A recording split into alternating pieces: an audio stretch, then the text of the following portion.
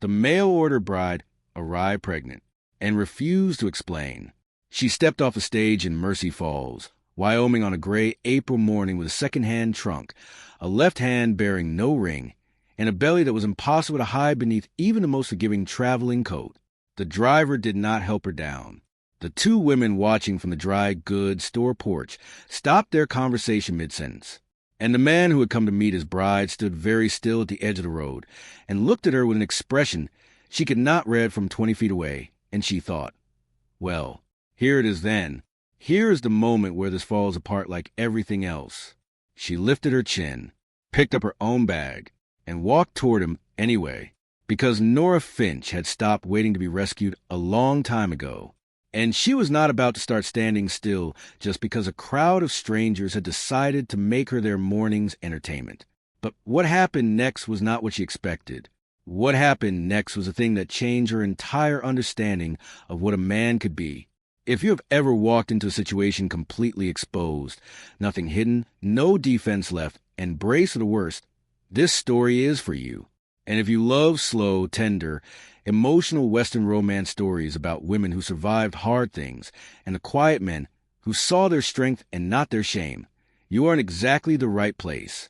Leave a comment below right now and tell me where in the world you are watching from.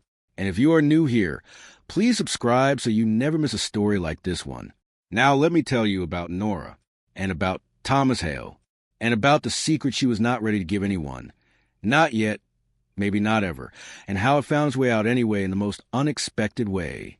Nora Finch was 26 years old, and she had grown up in Cincinnati, Ohio, the daughter of a clockmaker who loved her, and a stepmother who tolerated her, and two half-brothers who ignored her. She was not unhappy exactly. She was simply unnecessary.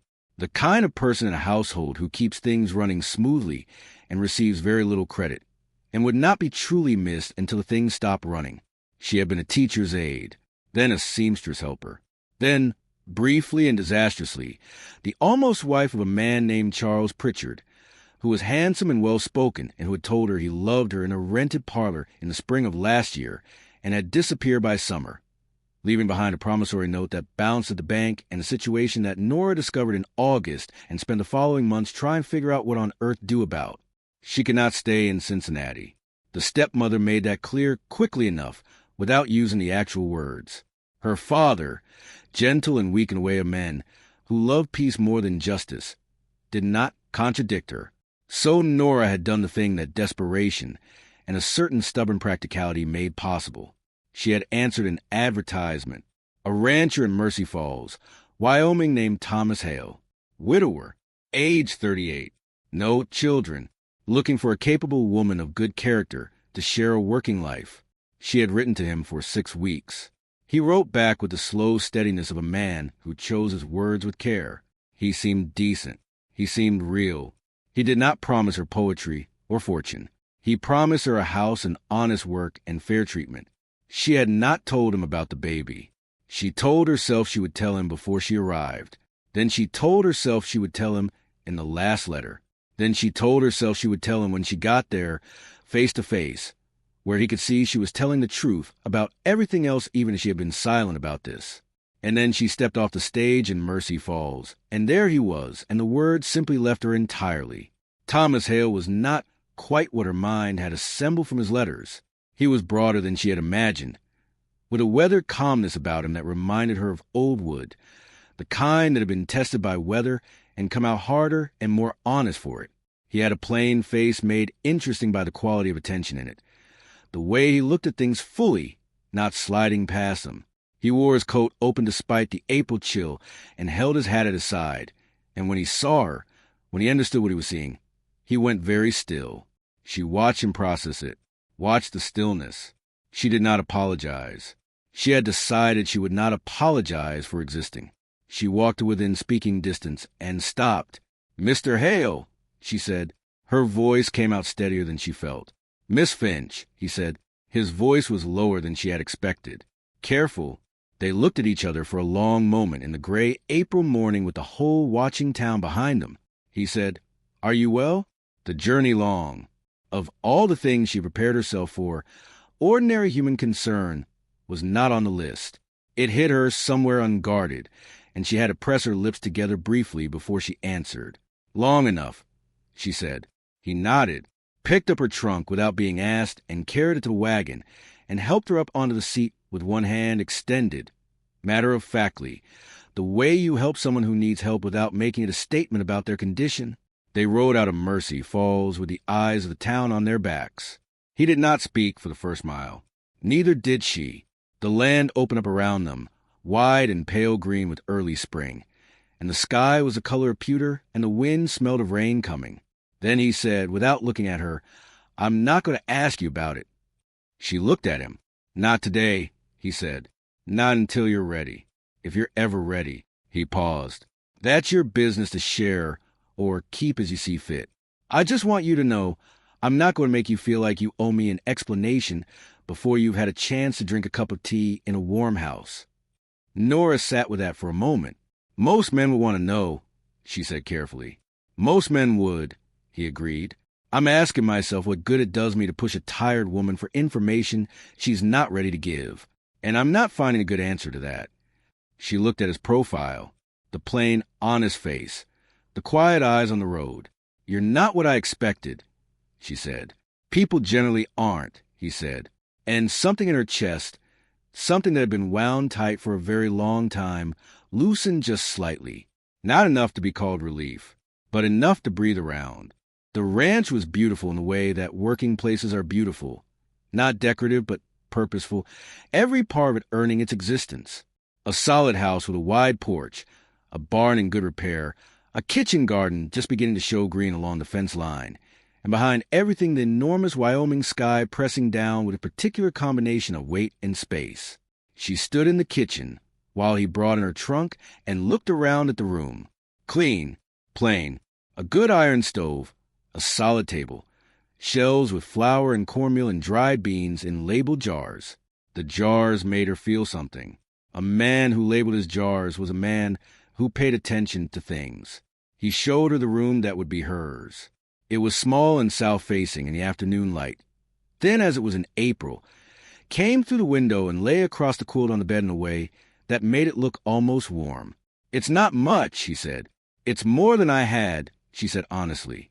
He nodded and left her to settle, and she sat on the edge of the bed and put her hands over the round firmness of her belly and thought, "Well, we are here, both of us, and I do not know what comes next, but at least we are not in Cincinnati anymore." She did not sleep that night. She lay in a narrow bed and listened to the Wyoming wind work at the corners of the house, and thought about Thomas Hale's face when he had seen her, the stillness, and then the choice he had made inside that stillness. He had chosen to pick up her trunk. It seemed like a small thing. It was not a small thing. They were married 4 days later, which was sooner than she had expected, and later than the practical necessities of the situation probably required. He had suggested it without pressure, simply laying out the facts as he saw them, that it would be better for her in town if they were married, that it was no trouble to him, that she should decide. She had said yes, which was partly practical and partly something else she was not ready to name. The ceremony was at the courthouse, brief and plain, the same judge who married everyone in Mercy Falls officiating with the weary efficiency of a man who had said these words many times. Thomas said them like he meant them, which she noticed. She said them back and felt the strange weight of the gold band he put on her finger, warm from his hand. Mercy Falls did not receive her warmly. She had not expected it to. The women of the town were not uniformly cruel. So were simply cautious, waiting to see. But there was a faction led by a woman named Dorothea Crane, who had strong opinions about moral character and a great deal of energy to devote to expressing them. Dorothea had been a close friend of Thomas's late wife, a fact that seemed to license her to an opinion on his current domestic arrangements that she did not keep to herself. Nora encountered her for the first time in the general store 2 weeks after arriving. Dorothea looked at Nora's midsection with an expression arranged to convey sorrow rather than contempt, which Nora found more offensive than contempt would have been. "Thomas is a good man," Dorothea said, in the voice of someone delivering a warning disguised as a compliment. "He is," Nora agreed pleasantly. "He deserves a certain kind of peace," Dorothea continued, "after everything he went through with Catherine." "I imagine he does," Nora said. "We all deserve peace, Mrs. Crane." She paid for her flour and her thread and walked out with her back straight and did not let her hands shake until she was far enough down the road that no one could see. Thomas noticed things. That was one of the first things she learned about him. He did not always remark on what he noticed, but he saw it. He saw when she came home from town quieter than she had left. He saw when she was tired and tried to hide it. He saw when she sat at the kitchen table in the evenings with her hand resting on her middle in the unconscious gesture of a woman thinking about something that could not be spoken yet. He never pushed, but he left space. Deliberately, she came to understand. He arranged conversations with the careful openness of a man who wanted her to know a door was there without forcing her through it.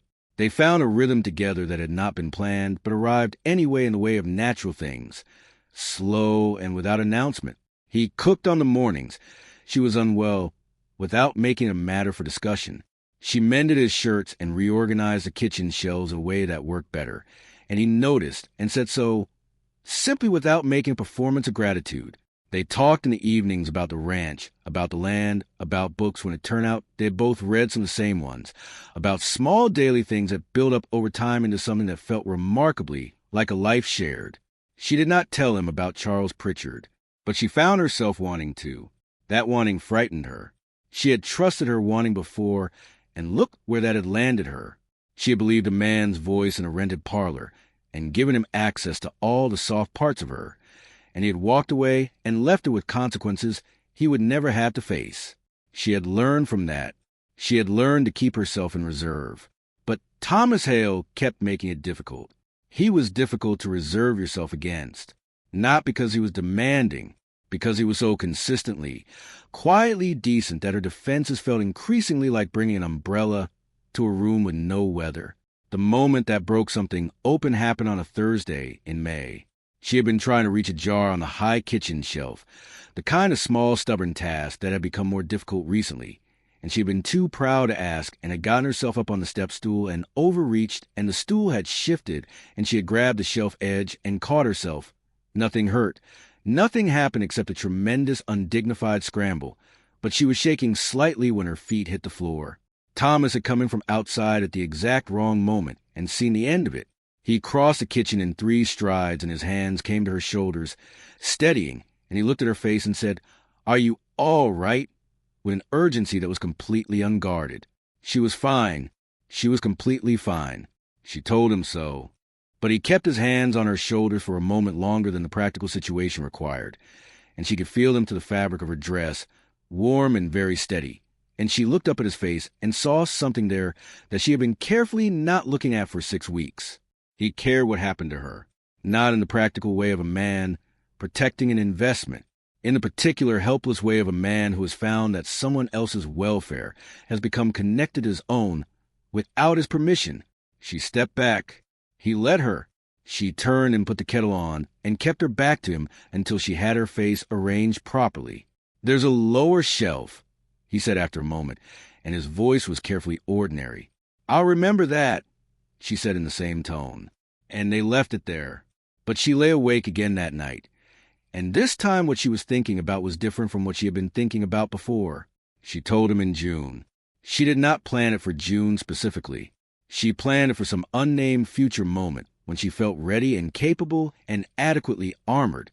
But she was sitting on the porch steps on a warm June evening, watching the last light leave the sky, and Thomas came and sat beside her with 2 cups of coffee and handed her one.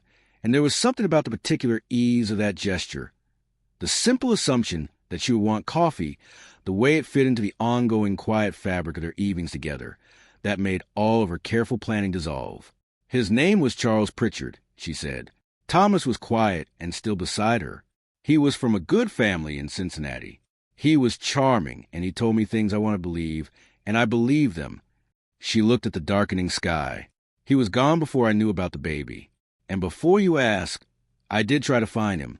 He had moved on to somewhere else. He was good at moving on. The evening was very quiet around them. A bird somewhere. The windmill turning slowly. His family, Thomas said carefully, "Do they know?" I wrote to them. His mother wrote back. Nora paused. She said her son had no attachment to me that she recognized, and that I should not contact him again. She said it flatly, the way you report a fact you have already finished being wounded by. Thomas was quiet for a long moment. "I'm sorry," he said, not in a hollow way, in the way of a man who genuinely wished something had been different for someone else. "It's not your fault," she said. "No," he said, "but I'm sorry anyway." She looked at him. He was looking out at the ranch, at the land he had worked for years, the windmill and the barn, and the early summer dark settling over everything. "I should have told you before I came," she said. "It wasn't fair to you." "Maybe not," he said, "but you're here now, and you're my wife. And that child," he paused, chose his words, "is going to be born on this ranch, and that makes it mine to look after, as far as I'm concerned. If you'll allow that." She looked at his profile in the fading light. She had spent 8 months being afraid of exactly this moment, the moment of full exposure, the moment when someone saw all of it and made a judgment. She had built so much armor against the outcome she expected that she had not left any room for this one. "Thomas," she said, and her voice came out smaller than she intended. He turned and looked at her, then really looked at her, with those quiet, attentive eyes that saw what was actually there. "You don't have to decide anything tonight," he said gently. "I'm not asking you to feel anything you don't feel. I'm just telling you where I stand." She nodded, looked back at the sky, pressed her lips together against something that wanted to spill over. "I think," she said carefully, "that you are the best man I have ever known." He was quiet for a moment. Then, very quietly, he said, "I think you give me more credit than I've earned." "I think," she said, "that you have no idea how rare you are." The baby came in July. A girl, small and stubborn and loud from her very first breath, with dark hair plastered to her head and fists clenched as if she had already decided she intended to fight for her place in the world. Thomas had ridden hard for the doctor and paced the porch for 4 hours, and when the doctor finally opened the door and told him everyone was fine, the expression on his face was the kind that strips everything down to what is actually underneath. Nora was holding the baby when he came in. She looked up at him from the bed, exhausted in the clean, profound way of something completed, and held out the bundle slightly and said, "Come and meet her." He sat on the edge of the bed, and she put the baby in his arms, and he held her with the terrified, careful hands of someone holding something irreplaceable for the first time, and looked at her small, furious face for a long time without speaking. Then he looked at Nora. "She looks like you," he said. "I'm sorry about that," Nora said, and her voice came out wet around the edges despite her best intentions. He laughed. It was the first time she had heard him really laugh.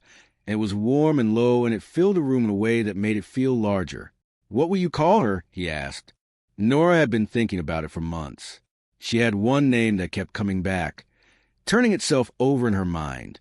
"Clara," she said, "if that suits you." He looked down at the baby. "Clara Hale," he said quietly, trying it out. The baby, as if she had an opinion, made a small, decisive sound. "I think she approves," Nora said.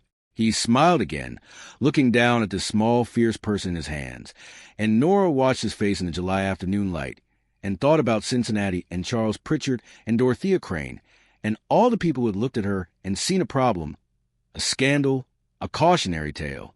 She thought about the stage pulling into Mercy Falls on a gray April morning, and her chin going up and her feet taking her forward anyway. She thought about a man picking up her trunk without being asked. She thought about labeled jars and warm coffee on porch steps and hands on her shoulders, asking if she was all right with an urgency he had not been able to hide. She thought about where you end up when you keep going forward, even when you cannot see what is at the other end. In August, Thomas asked her something. They were in the kitchen in the early morning. Clara asleep in the cradle he had built himself, and the light was coming in thin and gold, and the coffee was on, and the ranch was waking up outside the window. "I've been thinking," he said, in the manner of a man who has been thinking for some time and has finally decided to speak. She waited. "I'd like to be your father," he said, properly, "if you're willing." He looked at her steadily. "And I'd like you to know that I'm not asking because of the ranch or the arrangement or anything practical. I'm asking because somewhere between April and now I stopped being able to think about this life without you and Clara in it." He paused. "And I think you deserve to know that. Nora set down her cup. She thought about all the ways she had been protecting herself, all the careful distance she had been maintaining even as it kept shrinking, even as every morning and every evening she found herself less and less able to locate the boundary between the arrangement and the real. She thought about Clara's dark head and clenched fists and the name hail that would go on the record at the courthouse and belong to her from here forward. She thought about the door Thomas kept leaving open. She walked through it. "I stopped being able to think about it, without you in it too," she said. "A while ago now. I was just afraid to say so." He crossed the kitchen and took her hands in his and looked at her with those quiet, seeing eyes, and she looked back at him without armor, without reserve, without the careful management of herself that had been her primary occupation for the better part of 2 years. "I'm not afraid anymore," she said, and meant it in more ways than one. Outside the kitchen window, the Wyoming summer was in full voice, the land green and wide under the enormous sky, and Clara slept in her cradle, and the coffee went warm on the stove, and Thomas Hale held his wife's hands in the morning light of life that had been built out of honesty and patience, and the particular courage it takes to keep going forward when you cannot see the end. Nora Finch had arrived in Mercy Falls with nothing hidden and everything exposed, and had braced herself for the worst. What she got instead was a man who picked up her trunk. Sometimes that is where it starts. Something as simple as that. If this story stayed with you today, please leave a comment below and tell me what part moved you the most and where in the world you are watching from right now. There are listeners in so many beautiful places, and it means everything to hear from you. And if you are new here and you love slow, warm Western romance stories about women who carried hard things and found their way to something real, please subscribe and ring the bell. There's always a new story here waiting just for you. Until next time, be kind to yourself. And remember, the people who choose to pick up your burden without being asked, those are the ones worth staying for.